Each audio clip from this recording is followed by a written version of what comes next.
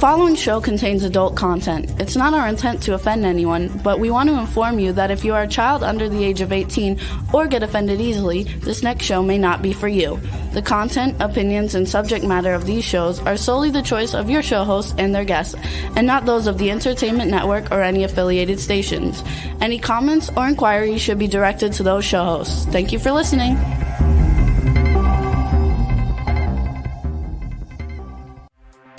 Hey everyone, and welcome to 50 Shades of Bullshit. I'm your host, Christine Lalonde, and this is the podcast where we uncover the truth about online dating. Now let's begin. Hey everyone, I'm Christine. And I'm Janice. And this is 50 Shades of Bullshit. And, yes, it is. How's your week been, Janice? It's been a little up and down, as I told you. It's been good. Just haven't been feeling great every single day, but have a lot to be thankful for, even on my worst days. Do we have to feel good every single day? I like to. I'm much more productive when I'm not up until 3 a.m. the night before. No, but today was awesome. This week was awesome. I did live coaching yesterday with a group called Ella Global Community. It's a community of lesbians around the world. I do live coaching with them once a month. And nice. I have a new client, and I have a client consult after this. So, yeah, good things are happening, supporting a lot of people. Great. That is great.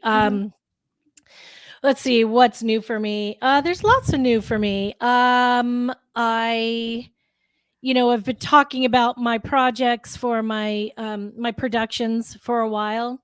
Hollywood Dreams, The Unexpected Journey, and Road Trip in Argentina. I have someone who is very interested in funding it. So we'll see how that goes. We'll keep that motivation going forward, see how that happens. Everything's going to happen the way that it's meant to, I think. Yeah, exactly. So we're here today talking about maintaining your relationship. And I think that there's a multitude of ways of talking about relationships, not just a romantic relationship, but, a relationship, say, with your children, your family, your parents, your co-workers, your friends. My personal opinion is that, you really have to put an effort in. And I don't mean like, oh my God, it's such a drag to put an effort in. I'm talking about making calls, sending texts, saying hi, reaching out, caring about what they're going through. Maybe you're having a bad day, but they're having an even worse day, and it's not about your day anymore. It's about theirs, or you know what I mean? Yeah, I do. I've always said that, you should just try and make people happy. not by being a people pleaser, but by, putting other people's feelings, in your mind, and considering how your actions are impacting others, and going out of your way to just generally make people feel good. Yeah, I think so too. It always makes me feel good when friends reach out, and it's not just me always reaching out. And when you start a relationship, or you're in a relationship, say you're in a marriage for like 9-10 years, what are you doing to maintain that relationship? What are you doing? Is that relationship important? Have you just fallen into the everyday humdrum and you're not paying attention to what they're thinking and feeling, or is it just all about you? I think there's a lot of, parts to that. There's a lot of moving parts to relationships. Yes, absolutely. I think prioritizing passion when it comes to a romantic relationship or a long-term relationship is something really good to keep in mind. And, that comes and goes. But if you prioritize it, then, it's always there in some way, and kind of learning and growing with each other as far as that goes. Obviously, as I'm sure we're going to talk about, communication is a really big aspect to this. Always being thoughtful. I think, yes, when you're in a long-term relationship, you can so-called, get into a rut, but I don't think you necessarily have to when you're going out of your way, as I said, to make your partner feel good. And I just think a little thoughtfulness goes a long way. And that is why I'm such a big fan of the concept of love languages, because it is so much about the little things that you can do to, brighten your partner's day.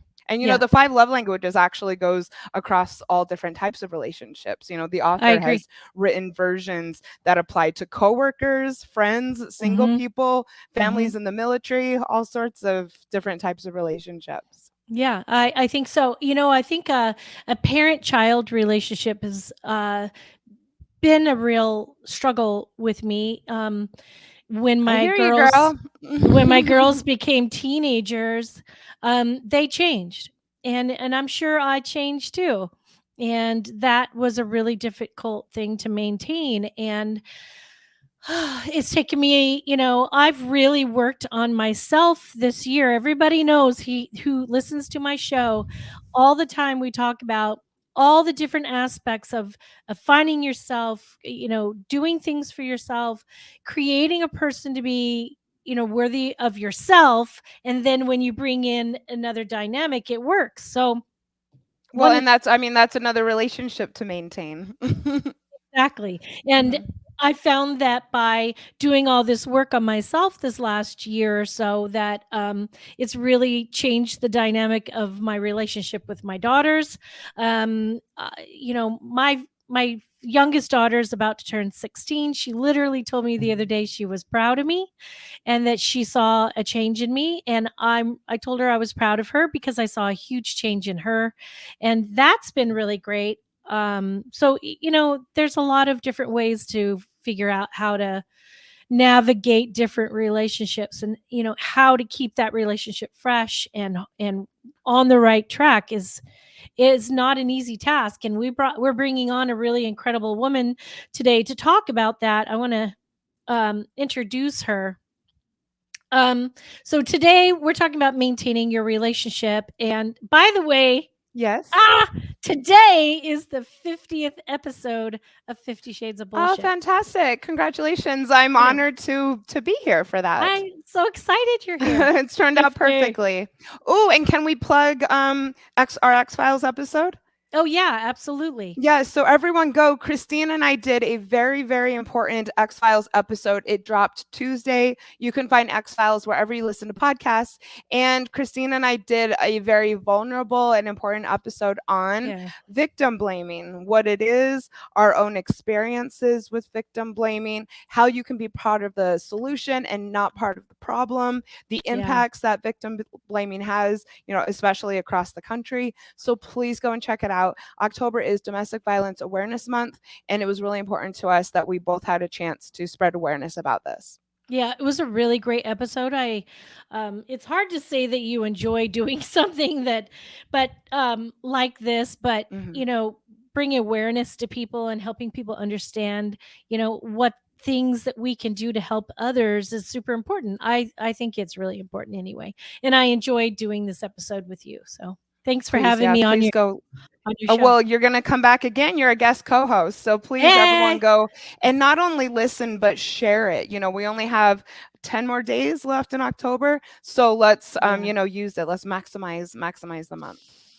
I love it. Well, I'm happy to be, doing a real uplifting show today. Next week, by the way, you remember a couple months ago, Janice, when we did an episode with Carla about domestic abuse, Yeah, I and we do. said we are going to have her back. She's coming back next week. Unfortunately, I think you're going to be out of town, Yeah, and I'm in Utah for an ex-Mormon meetup. love So that. Well, Jada's going to be with us, but Carla's coming back, and we're going to finish off the month talking about being aware and what we can do and how we can, survive it and thrive out of that journey that people go through. I can't wait to So, listen. I regret that I can't be there, oh, but me too. ex-Mormon world calls. Yeah, I know it. So,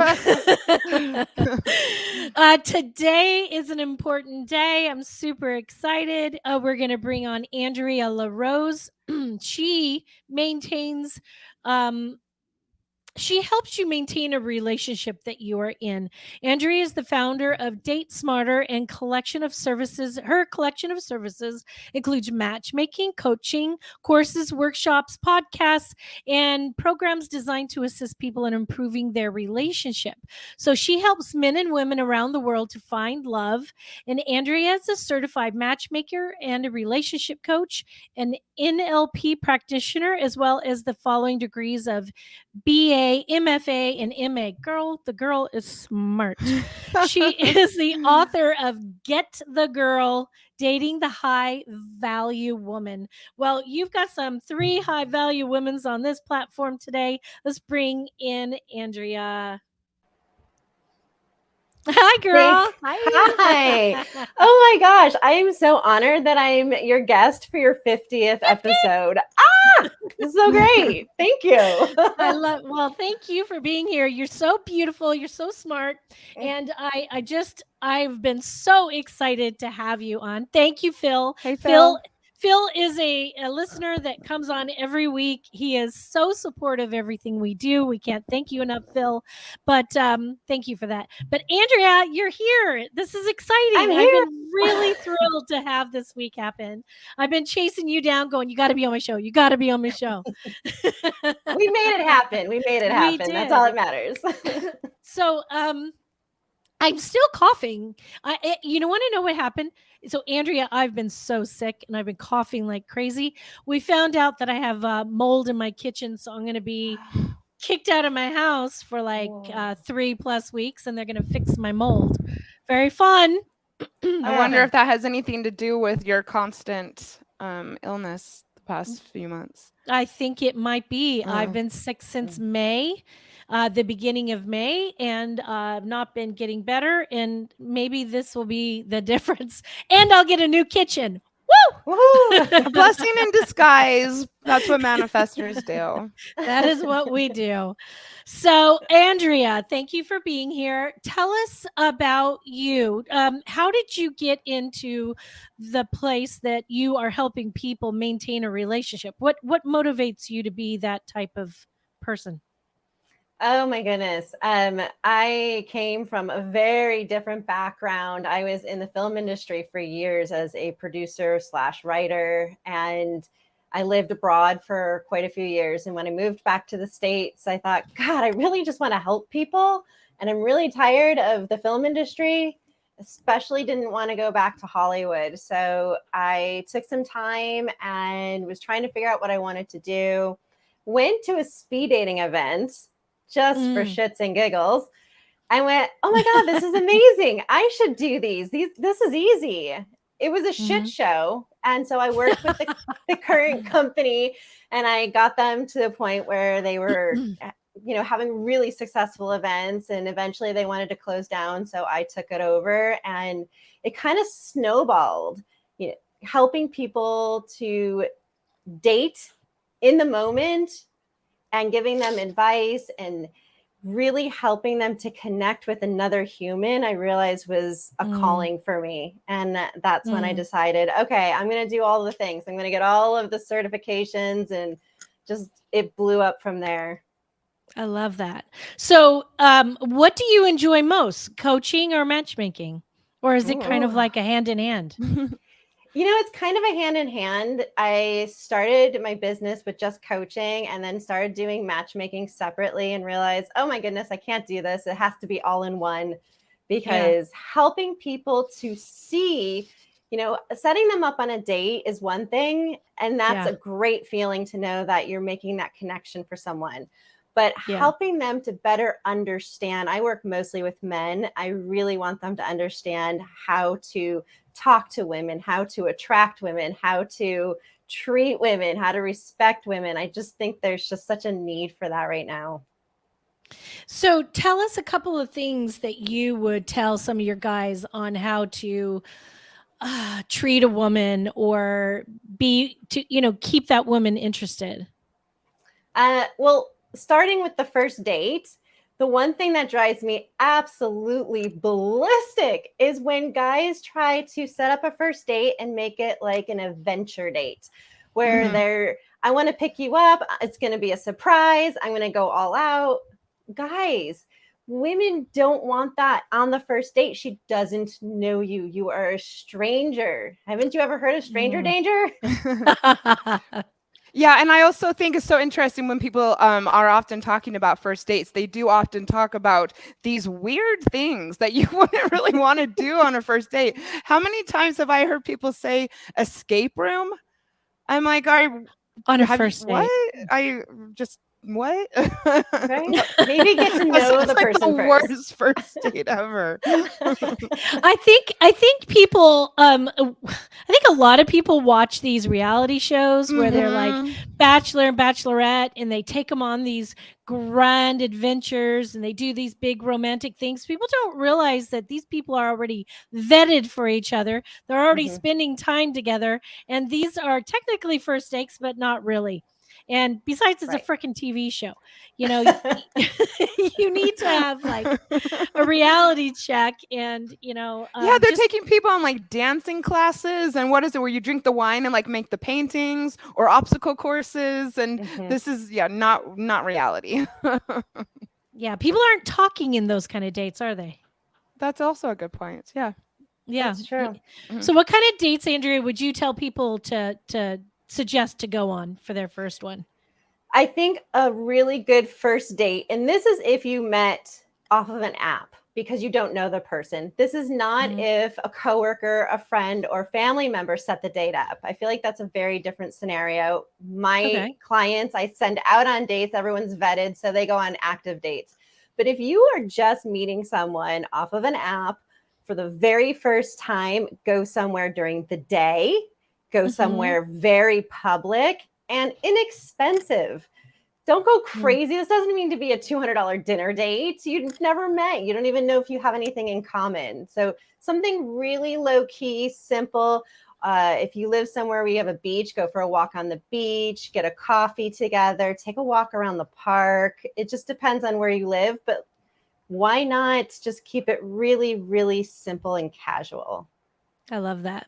So now we're past the first date. We've dated these people for a while. We're now in a relationship. Okay, so let's talk about what we're here to talk about today. Let's talk about maintaining relationships. So, Janice and I talked a little about some of the relationships in the beginning. Let's talk about, people who are dating, married, engaged. And I think that people think that once they're in a relationship that they're set and golden, don't you think? And they're like, oh yeah, well, I married her, I'm here, so she should be good with people, that. Not all. So I'd love to help some people in figuring out, your expertise on what they need to do to maintain a relationship and to really make it work. Well, as soon as you get into the relationship, that's when the real work starts. Sorry, I hate to break it to you, but that is when the work has to begin. You cannot sit back, throw your hands back and say, oh, we're in the relationship, we're good to go. It's just going to cruise control. It doesn't work like that. A healthy relationship takes consistent effort. And the one thing is communication. Everyone thinks they're great at communication. Most people suck at communication, but it has to continuously happen. So I like to tell couples, look, it is not you against your partner. If you get into a fight or if you're not agreeing on something, you need to separate the problem out. You need to be a team. So it's you and your partner against the problem. If it's, he leaves dirty dishes in the sink constantly and never cleans up after himself, or doesn't pick up his socks, or doesn't put the toilet down, whatever the problem is, it's the problem. It's you together coming up with a solution for the problem, not he's the problem. Yeah, I think that's important. I think people seem to think, well, he's not hearing me or she's not listening. And it becomes about what they're not doing for each other. Right. Do you think that's, a problem that people find? Absolutely. It's the blame game. It's you're not fulfilling my needs. You guys talked about love languages earlier, and it's really important to understand your partner's love language. not what you like to give, but what your partner needs to receive to feel loved and appreciated in that relationship. Mm-hmm. I think that this is really important because I do talk about this quite a bit on the show, as well in my own personal life, is the love languages. I think that people are under the misconception that once they figure out what their love language is, that that's just the love language they're dealing with. So say my love languages are touch, words of affirmation, and time, whatever those actual things are. Okay. So those three things are my important ones. So I can't go out and treat other people with my love language because that's not their love language. So I think that people are under the impression that they find out what their love language is and then they give that to the other person. And it's the other person's love language that you have to give, whether it's comfortable for you or not. Right? Or am I wrong? Absolutely. Okay. You have to understand what the love language means. If someone's love language is quality time, it doesn't mean sitting next to them and playing on your phone. That is not quality. That is time, barely, but it's not quality. So it's not just knowing what your partner's love language is, it's understanding what it means to them, because it means something different to everyone. I'm actually on the newsletter, Gary Chapman's newsletter, and I recommend it to everybody because each week or each month, maybe he sends out different creative ideas that you can use in your different relationships, and it's really fun.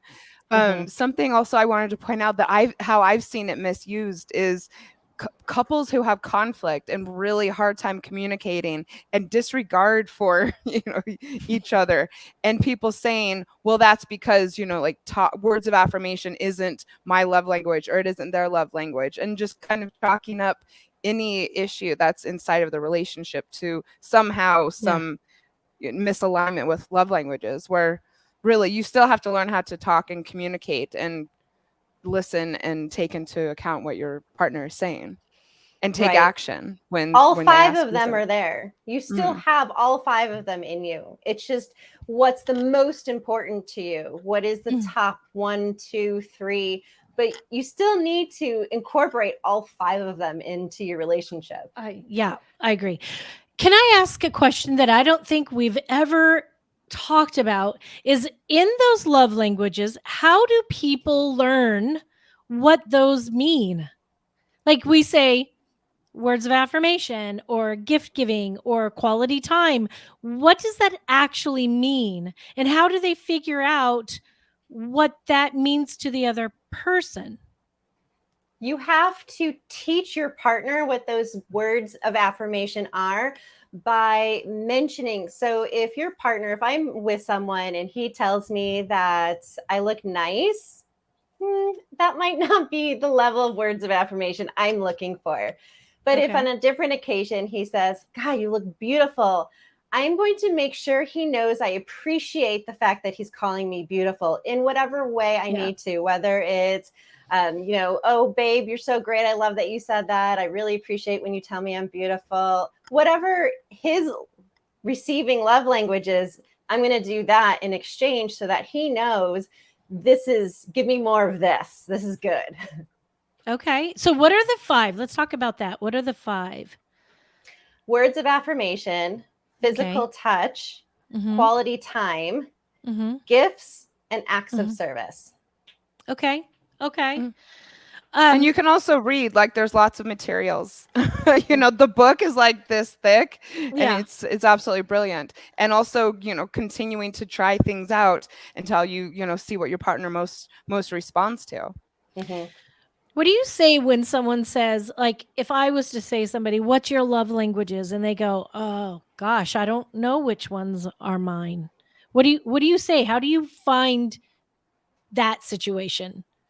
So they will change depending on the relationship that you're in, whether you're single or in a partnership, in which each partner, they're going to change again. So it's a really fun activity to sit down together and take the quiz side by side and then talk about it. It just opens up this beautiful conversation about how you feel loved and appreciated in the relationship. Okay, that's a good idea. I didn't know that you could take a quiz. Yeah, girl. Oh my. What? But you That's seem to not have how. this intuition about what yours are, so that's good. But now we gotta get you on this quiz. We can talk about it next time. Yeah, I gotta get on this quiz. I gotta take it with somebody. Um, so tell us more, Andrea. How are some other steps that people in a relationship can really focus on? Okay, so do you or do you not believe? I just had a thought. Is there a way of just maintaining a solid relationship where you just keep going and everything just keeps move forward, or is there a different way of, say, the relationship hits a dip and you've got to bring it back up? What are your thoughts on that? I think the pandemic proved that we hit dips in relationships. Yeah, you're going to hit a dip. Every relationship dips at some point, and the dip might not look the same. The dip could just be, I have an appreciation for my partner, but I'm not feeling in love with them at this moment. And that might be your dip. Or, maybe careers are getting in the way and someone's having a hard time at work and they're bringing it home, and that's a new dip. Or there's children involved, new dip. You're always going to have the dip, but you just have to remember when you are dipping, when you're down there together. You're not leaving your partner down there alone. You are meeting your partner down there and you're lifting them up. Okay. So you have to be the one to reach out to them. Yeah, I think sometimes when it comes to overcoming things, it is sometimes, not often, kind of one person who's way more into the, fixing things than the other, which is unfortunate. Mm-hmm. Yeah, I do agree with that.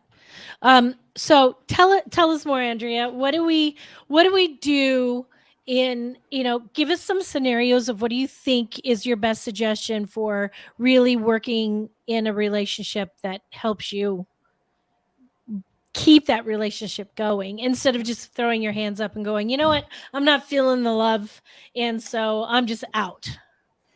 It depends on their situation. I think when there's children involved, you have to remember to date your partner still. Your children cannot become the number one priority in your relationship. Your partner still has to maintain that status.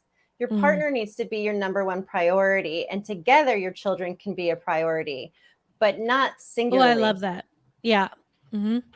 What about getting past the honeymoon phase in a relationship? What is your, belief about the honeymoon phase? What would you recommend once you get to that point? I mean, that's kind of the make it or break it period for a lot of couples, and rightfully so. I mean, I think it's perfectly fine to get past that phase and then realize, maybe this, I'm not actually in it for the long haul if this is what it's going to be like. I mean, what would you suggest as far as navigating that goes?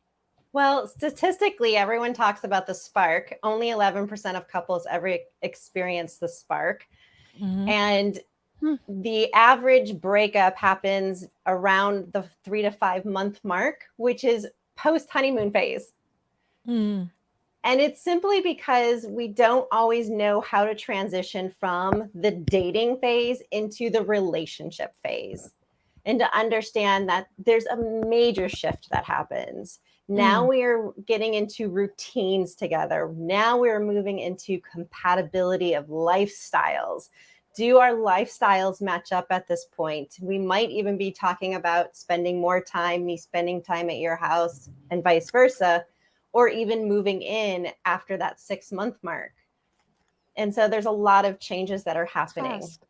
Go ahead, Christine. Yeah, how do they do that? I'd love to know what things we can tell our listeners to help them know what those things are, because you can hit a rut, not just the freaking dips, but you can hit a rut where it's a routine and it's every day, and it's like, oh my God, they live an hour away and I don't get to see them that often, and maybe the texts get boring or the calls get like, okay, I don't really have anything to say today.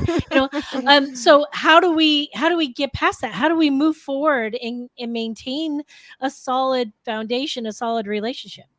You have to spice it up. You have to try new things together. I have a couple that I just recently sat down with, and I made them each write out a hobbies list. Hobbies that they currently enjoy, hobbies that they're interested in trying, and any that were similar or the same, they had to go out and try together. So every week they have to try something new together. Whether or not they like it, who cares? It's just you're experiencing something new together. It's a shared experience, and they need more of that. I love that. So how do people who are in long distance relationships do that? Ooh, that's a lot of virtual dates. I agree on that. Are you finding that more people are doing long distance? Yeah, I've seen that a lot of people like to do this virtual first date anyways. So they are more open to dating long distance. And a lot of people have transitioned to at home for their work. And they can move if they have to. It's not a big deal anymore. So a lot of people, as long as they have a laptop, they can travel wherever they need to. So it really opens up the world ultimately for them to date. I love that. So I came up with an idea for a show called Relocate for Love. Yeah, you were going to do it in Denver potentially. Yeah, gonna do a reality show where we date with women and men who are in their 30s, 40s, and 50s instead of in their 20s, because those hot little numbers don't need our help. Well, also, like, I think it's kind of been done enough. Yeah. Why is every freaking bachelor and bachelorette under 32? Come on. So I love this. I love the idea that if you can't be together, that you do virtual dates and actually do a virtual date, not just sit at home on your couch and just video chat. Go actually do a virtual date. I think that would be kind of fun. But so say someone's been married for, I don't know, 3 or 4 years, and they're finding that they love their spouse, but there's just no real excitement. What kind of things do you say that they should try? Is it the dating thing again? It is the dating thing. You can we do this a lot with kids. I take a lot of really cool crafty kid idea and upgrade them into like dating ideas. So take a mason jar with a bunch of the tongue depressors, like what kids used to do. You write on the tongue depressor, but you write date ideas on there. So something cute. That falls in every single love language, either a gift idea, a date night, a quality time idea, words of affirmation, whatever it is. And you put them, your partner gets 20 sticks, you get 20 sticks, you write them down, you put them in the jar, and then every day you pull a different one. What about a sexy tongue depressor? I'm down. We'll call it the sex pot. Yeah, absolutely. You can make it as PG as you need to, or as R X-rated as you need to. I definitely say push. Yeah. Let's do the XXX rated. I just thought of something that along the same ideas that what you were just saying, Andrea, is what if you did love notes or sex notes or words of affirmation notes and put them in different places, like in a sock, so it's found like, I don't know, 2 weeks down the road. I love handwritten notes so much. Yeah, I love handwritten notes. Maybe in the car, when they go to get in their car the next day, it's there, or the lunchbox or the pillow or something. I think that would be amazing. I mean, I would freaking love that. Maybe a treasure hunt. In the end, it's you tied up in bed. I don't know. Tied yourself up? Yeah. I can Google how to tie myself.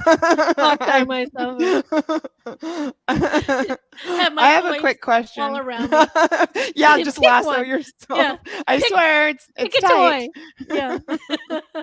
Or that could just be the last letter that they have to open. The last note they receive is take these strings or ties and tie me up.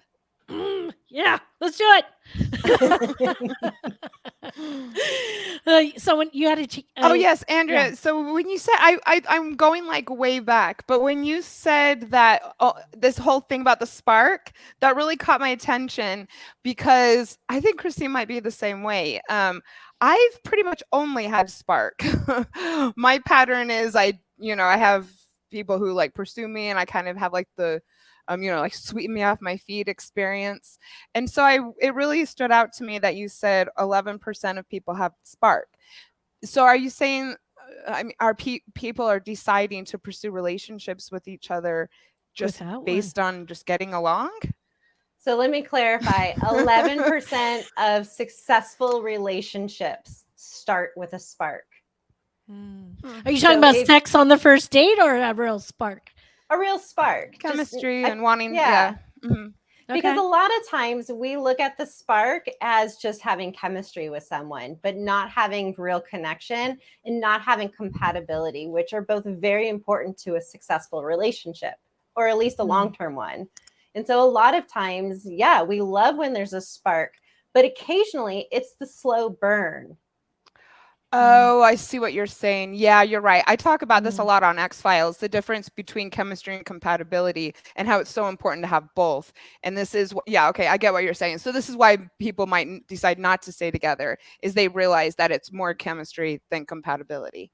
Right. Thank you. Gotcha. What was I going to say? I find that I'm super passionate. Okay. I when I tackle something, I'm like all in. I go for it. But if I don't feel that, I tend to not, I just don't give a shit. So I kind of conquer that with relationships too. I'll date and date and date and nothing. And then I'll feel a spark and that other person doesn't. And that's so hard, or they'll feel it and I won't. And I do have to say, I'm like Janice. I'm a spark kind of girl, but I think I've only had a handful of people in my life where the spark is mutual and amazing, but then there's always something that happens. And do you think that maybe some of us give up too soon and don't figure out where that constant burn, that slow burn can actually start to come in? I hear so many people go on a first date and come back and say, well, I didn't feel a spark. And then I ask them, well, was there anything else? Well, yeah, we had great conversation. Okay, why can't they have a second date then? I always because say that a maybe spark is a could yes. be there. It just might be a slow burn to get to it. If you have a great conversation with someone on a very first date, which is kind of awkward anyways, to me, that's a yes, absolutely, for a second date. Yeah, I agree. Yeah, I'm pretty good about knowing whether somebody is going to spark me or not, even beyond because I can have a great conversation with the dog trainer down the street. I can't. I can have a good conversation with every single person that comes into my life. I can walk up to a complete stranger and have a mind-blowing conversation and not have anything there. And sometimes my problem is that I will talk to a random person, a guy, let's just say a guy, and or on a date, and the conversation is like, wow. And then I think, ooh, yeah, maybe there's a little spark, and then realize, oh no. But what changes your mind? Yeah. He poops his pants, or he pees on his tire. You did not have a spark with that guy. No, I did not. You did not. There was no spark. The thing is, you just didn't have a normal first date like Andrea's talking about. Not all these crazy nightmare scenarios. I do not have normal first dates. Well, maybe you should take our advice.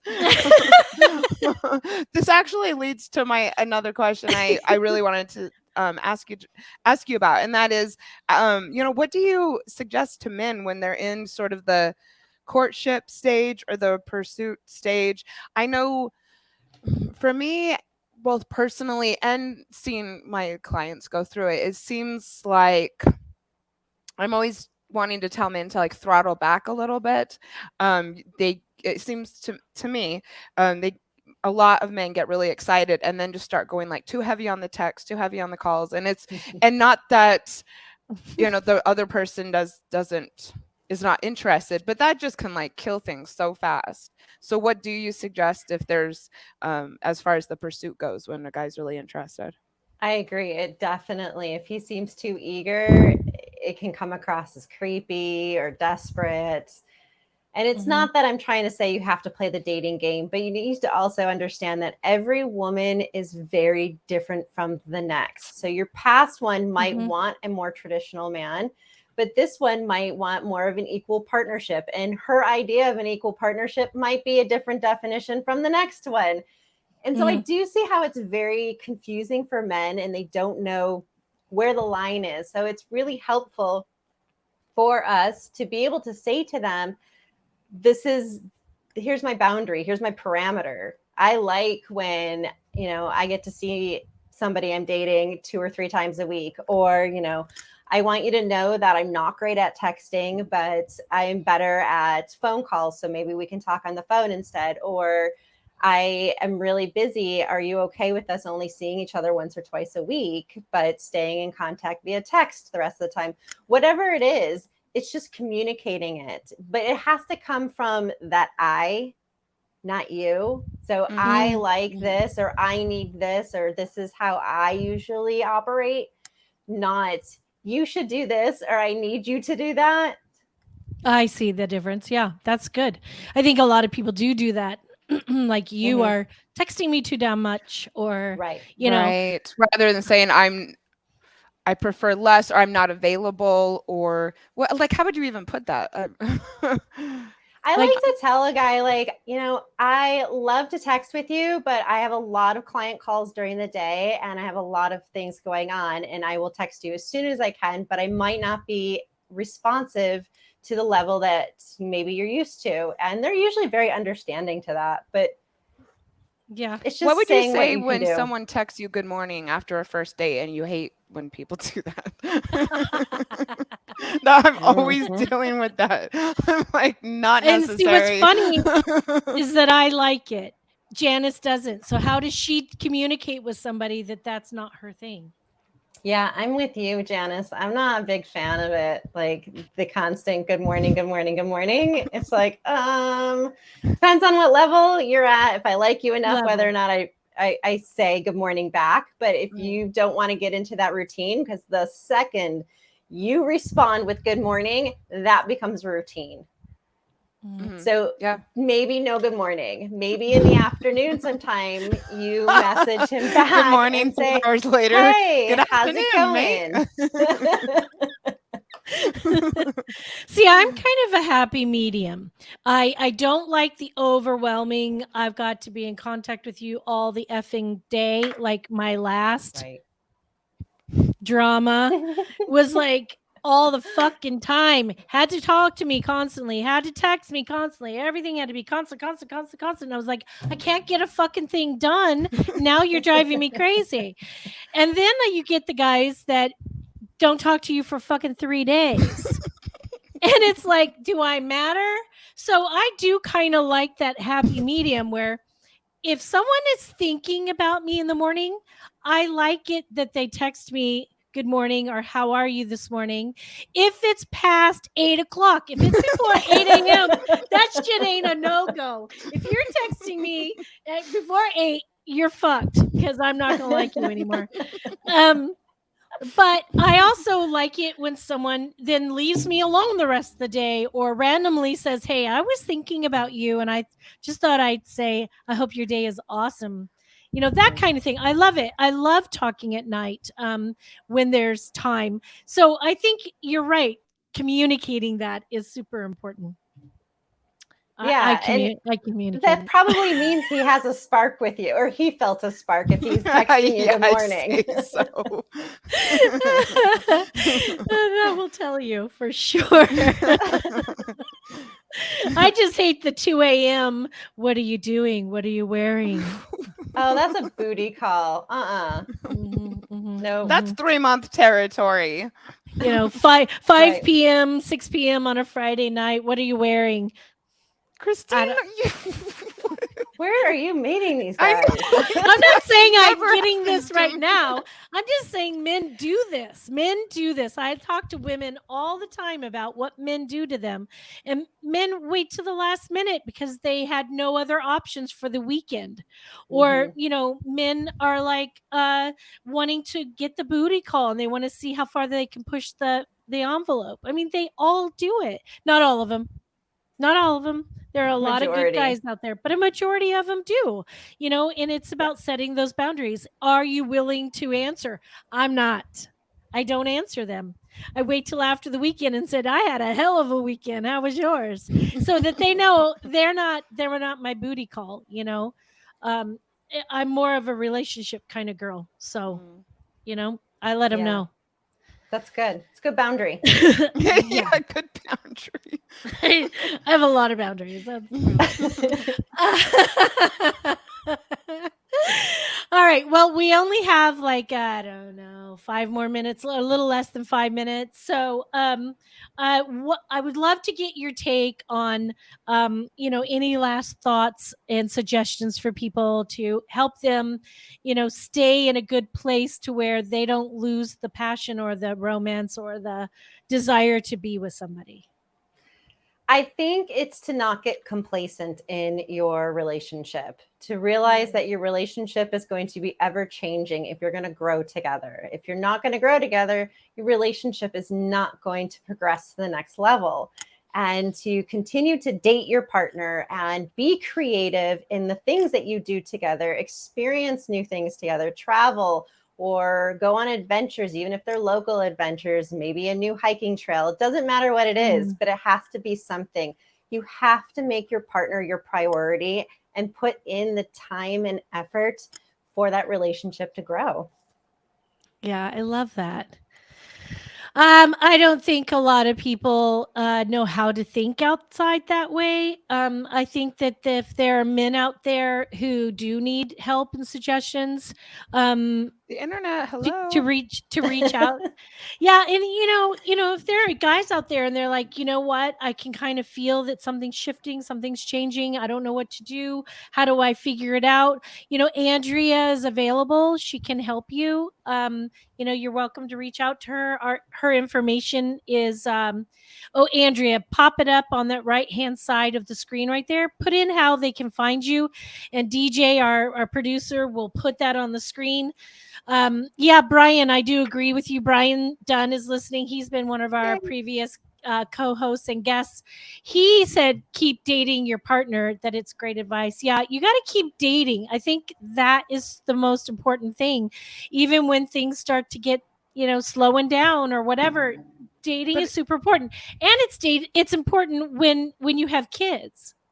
And I mean, it doesn't necessarily have to slow down. I've been in long-term relationships where it stayed there. And it was, and I think planning things out in advance and being thoughtful, I think it's really possible to keep it alive. Yeah, I think so too. I do too. Okay, so I don't know. Let's say some parting thoughts. I have no idea. We have like a minute and a half to kill. Kill the minute, not the relationship. Yes, there you go. That's some grand advice. I think I'm going to do a show on manifesting. I am a powerful manifester. I kick some manifesting ass. So I think in the future, I'm going to do that because I've been really manifesting, a relationship, a solid relationship. And I had a real shitty one recently. And someone from my past has actually come back into the picture, which is kind of exciting because it's been a long time. We met 10 years ago. We were together for 2 years. We broke up 8 years ago.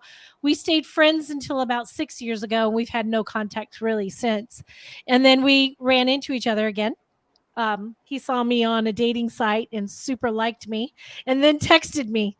So we're rebuilding this, and I think the only reason why I even gave him a second thought was because I've grown and changed, and my thought was the only thing he could have done is grown and changed, unless he's an idiot, and he's not an idiot.